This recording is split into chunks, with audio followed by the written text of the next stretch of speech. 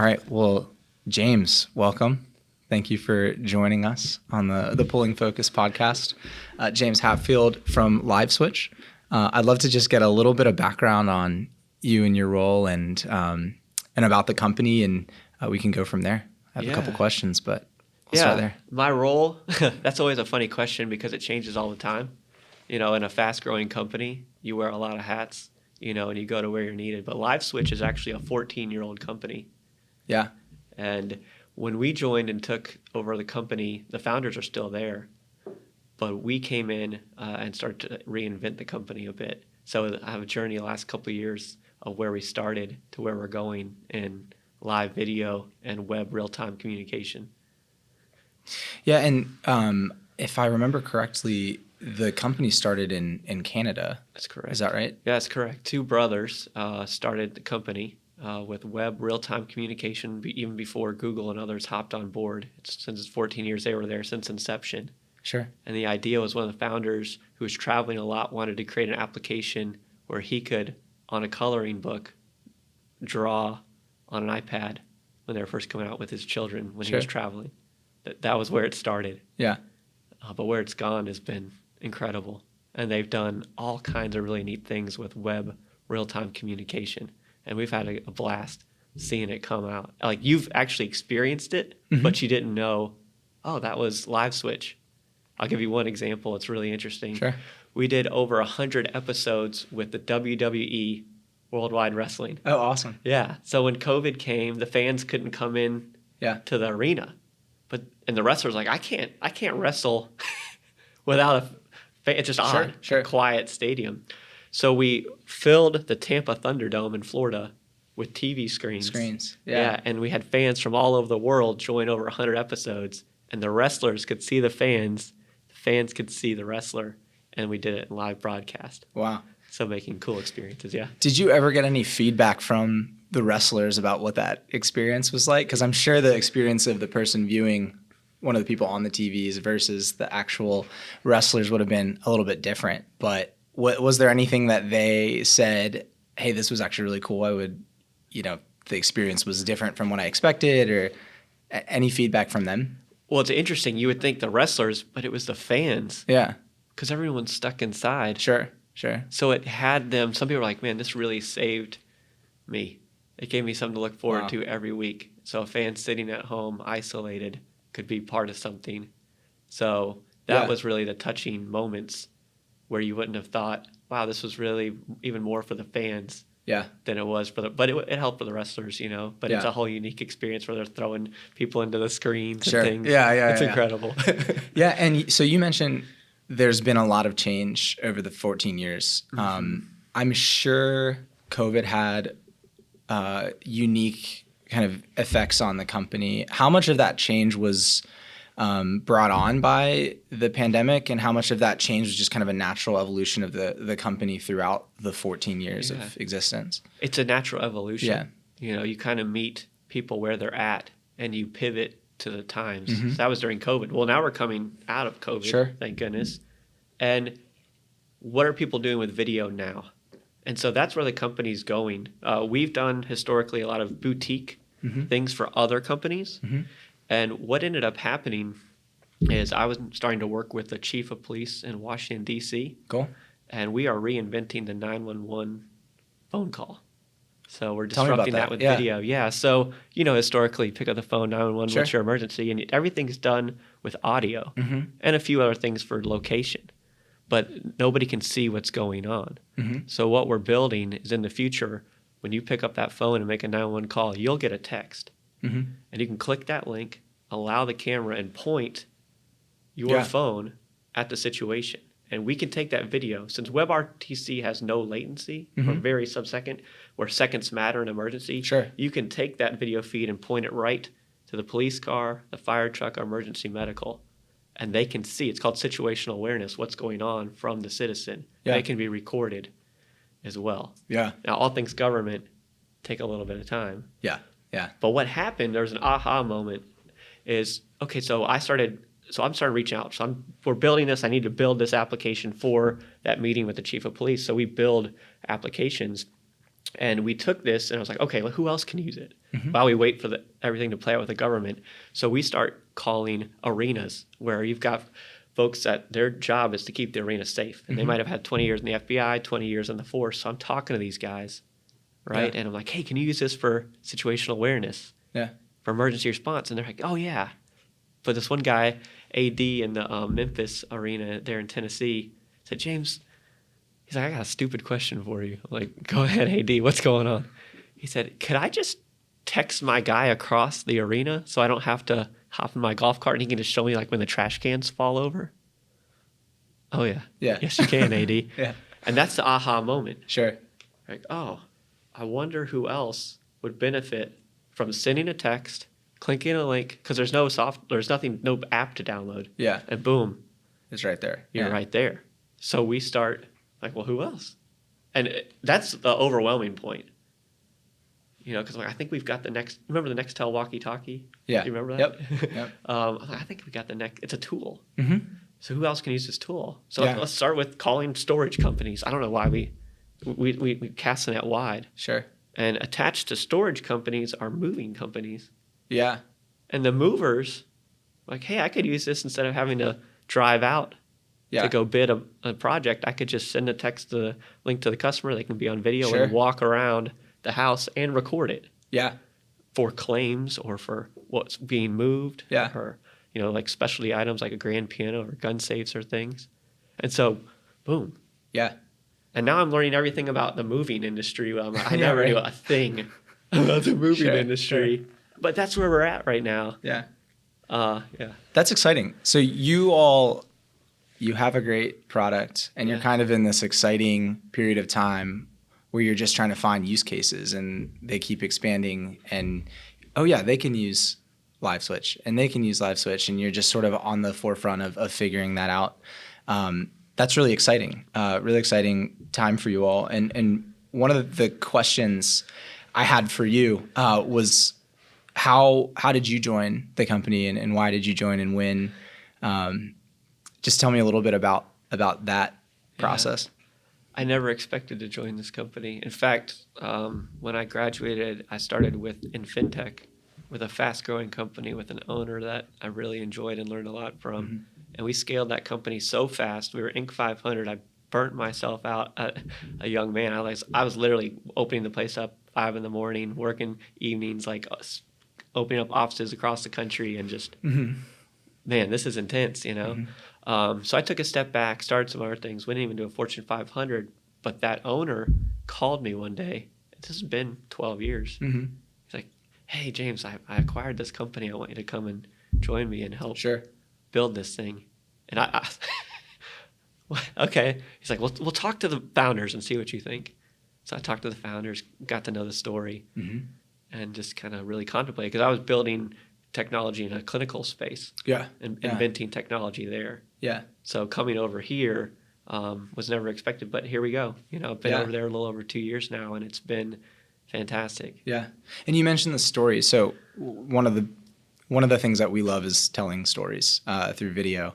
And I'm just curious, what about the story of Liveswitch was compelling to you? Like, what elements of it were you able to connect with and really convinced you to make that move?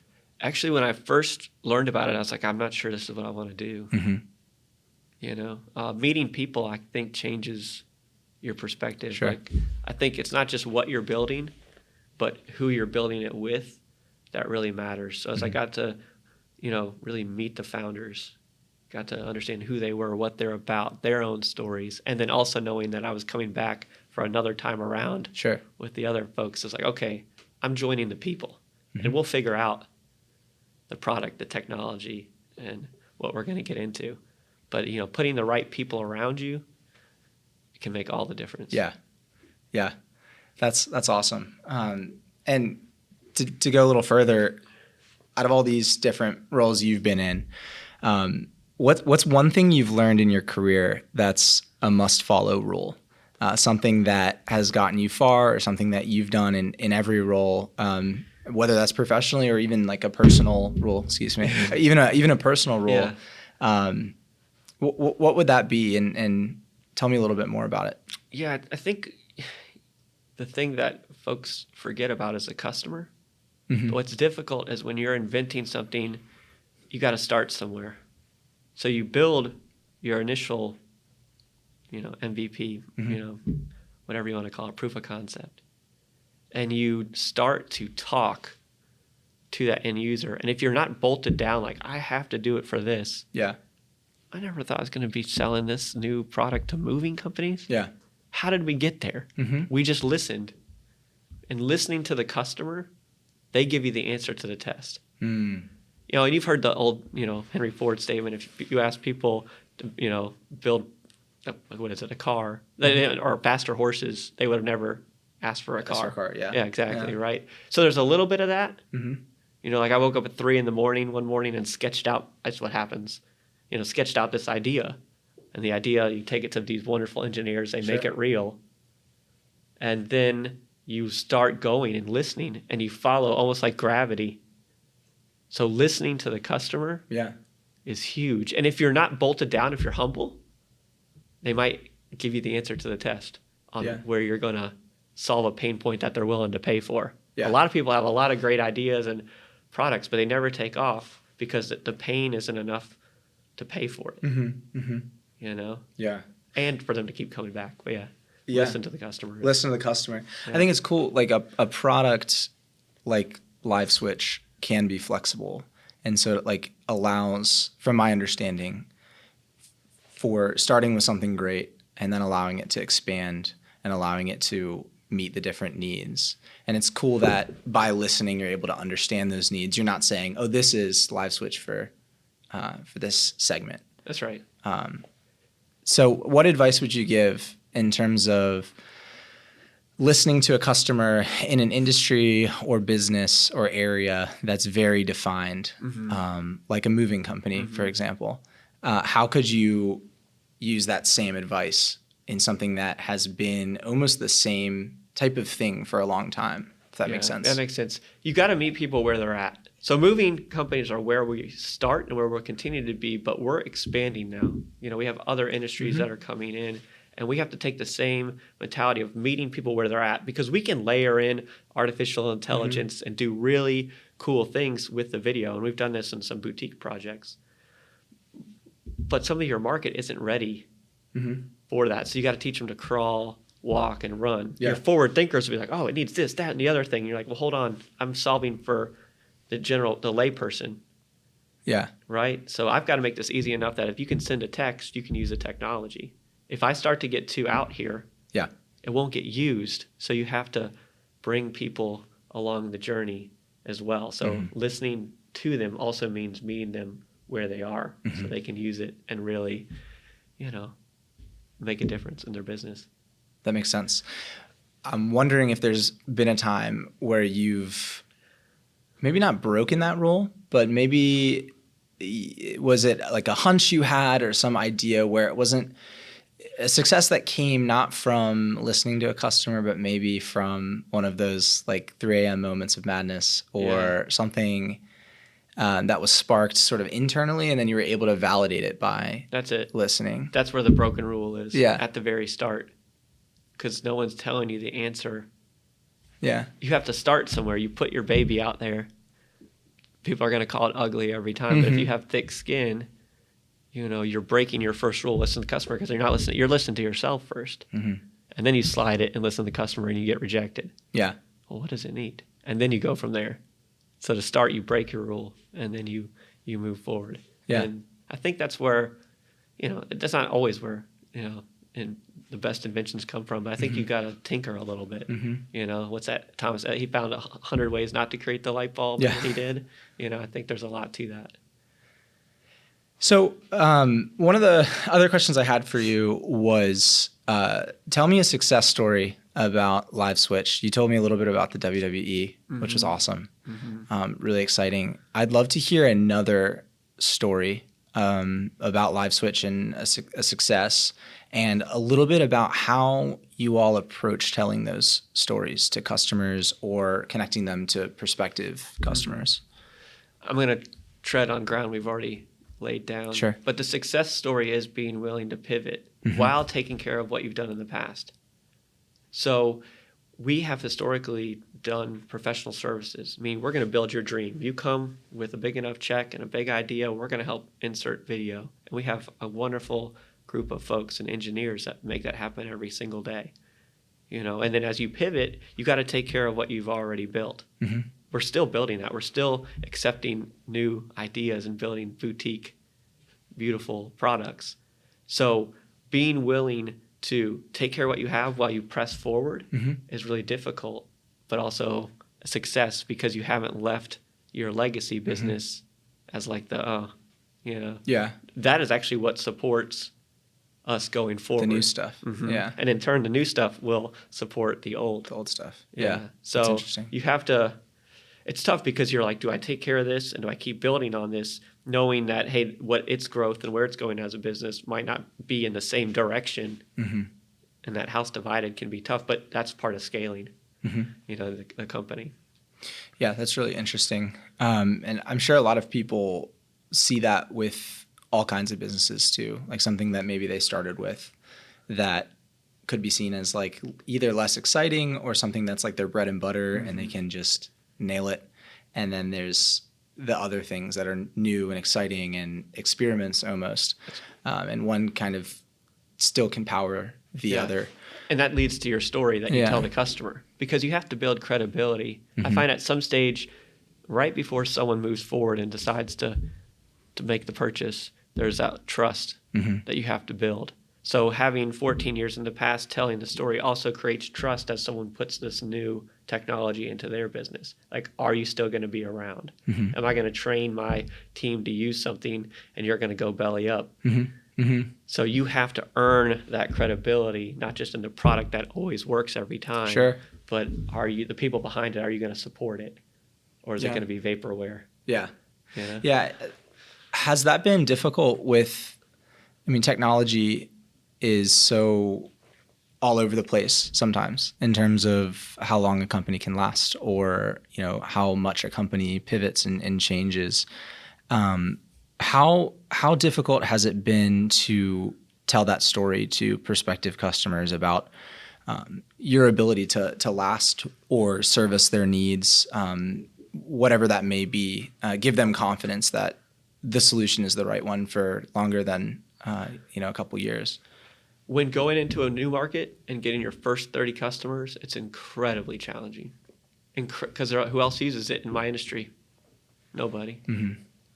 You're asking them to take a chance on you. But those first 30 customers, as brutal as they are to get, and it's brutal to get them, these lighthouse customers, these are the folks that you're going to put in the lab and focus group and dissect in the right way to help build your product further along for the rest of that industry. So you might have to work with them, a little bit closer, but then the snowball effect. Like people get excited about, oh, you've done X, Y, and Z. I get more excited when I see the first signs of life. Yeah. When the trickle turns into a stream, turns into a river, turns into a lake. Yeah. Because you start to see the same movie over again. You're like, oh, that's what gets us. I mean, that's what I literally can feel. I love to get the boat off the dock, but it's brutal. Sure.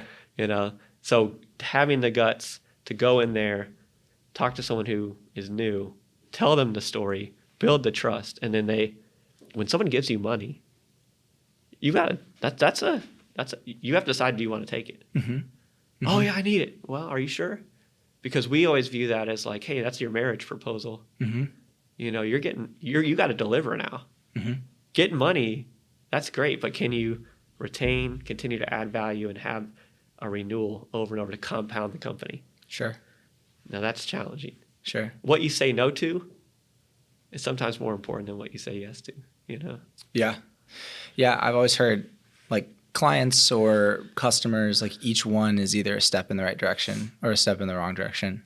And I very much understand the sort of that trickle effect of you kind of have an idea, you have a concept, and seeing that kind of come to fruition is really exciting for me as well. I'm sure in you learning about all of these new use cases and kind of coming up with these ideas is probably a little frustrating too when you're trying to figure out how do I get this person to understand? What have you felt? How have you felt you've done a good job in not necessarily persuading or convincing, but getting somebody on the same page of that idea that you have? Yeah, it's different by the different people that you meet. So someone who's been in an industry for a couple decades, 30 years, is the way they've always done it. Mm-hmm. Here's the way they've always done it. And you're trying to give them something new that you believe and have heard from others. This really moves the needle. It makes a difference. But you're trying to convince someone to try something new. And I always find it beautiful. There's people that you could, there's nothing you're going to say at that moment. They're going to wait until they're assimilated, you know? Sure. But it's the person that has been doing it for 30 years. You present them something and they're, aha. And you almost see like, oh, here we go again. Someone's going to tell me it's the way they've done it 30 years. But then they surprise you.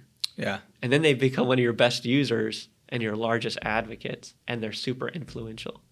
And you're so grateful. Yeah. You know, that's happened to me even this short period. We're the new kids on the block in the moving industry right now. Sure. You know, but I'm meeting these folks that have been doing it for 30 years, and then they see it and they're like, you guys, right time, right space, right product, this is it. And then they come alongside you. It's fabulous, you know. But you can't get them all, you know. But we're always like, well, one day we will. Yeah. know?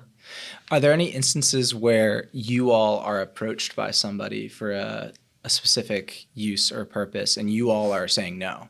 Yes. That happens often on the boutique side of the business where someone's coming with an idea. We like to land the plane.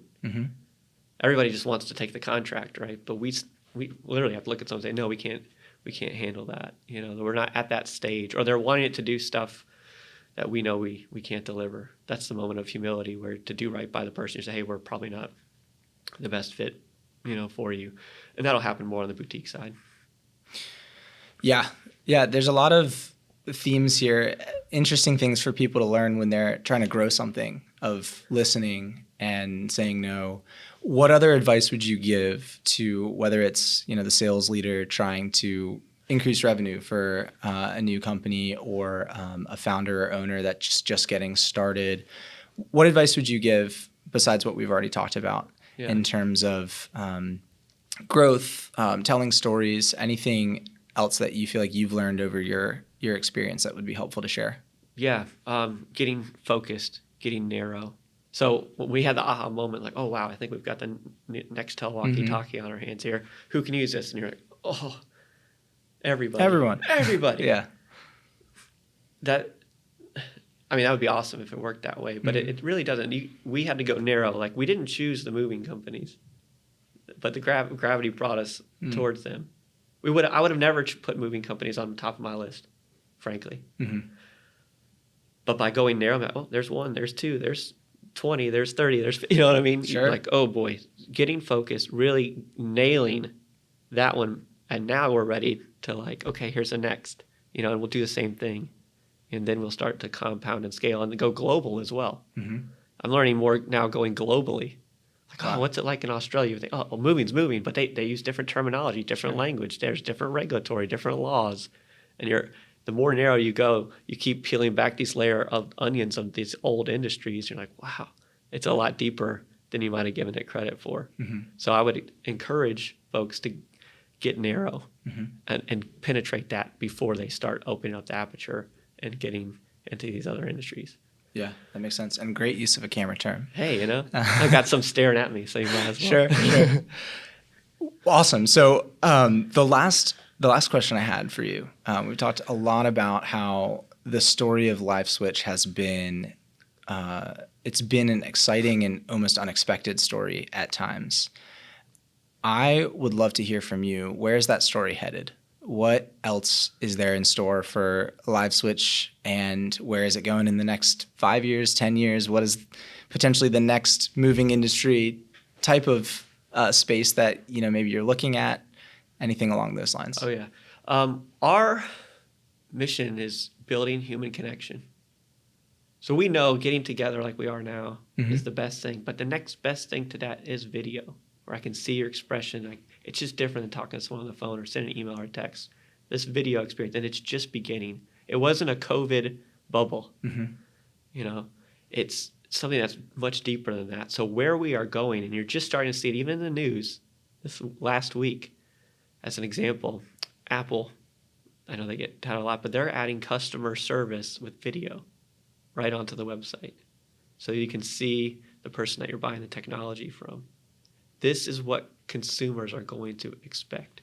This level of customer service where, I mean, last time I just went to a retail, outlet yesterday. Oh, I don't like it. You know what I mean? Yeah. So, but to have the human connection when I'm still making a purchase, whether it be technology with Apple in this case, to have a person answer questions without having to leave a site or go to an app, that's where we're going next.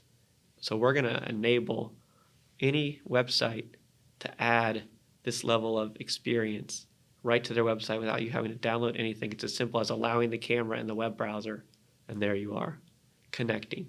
And you can start thinking of all these different industries that would benefit from that. It's, again, putting the tool in the hands and watching where it goes. So that's our next adventure for Liveswitch. That's really interesting, especially it seems like with everything going more digital and people, talking to ChatGPT about what they should make for dinner and things kind of becoming less and less personal, that this is almost an avenue to create more connection online and in your stadium, in your event, things of that sort. I think that's really interesting, and I don't feel like the desire for human connection will ever go away. We've just added tools that can either create that or take that away. So I think that's really a unique perspective on what you all do. Oh yeah, we make the world even smaller. Yeah. Well, James, I want to say thank you for joining us on the podcast. It's been a great time. If anyone has any questions, where should they reach out? How should they find you? Yeah, 2 different ways. You can go to liveswitch.com. You can get me quickly there. Or LinkedIn. You look up James Hatfield. Happy to connect with anybody, start a conversation. Easy to get a hold of. Great. All right. Well, thank you. Thank you.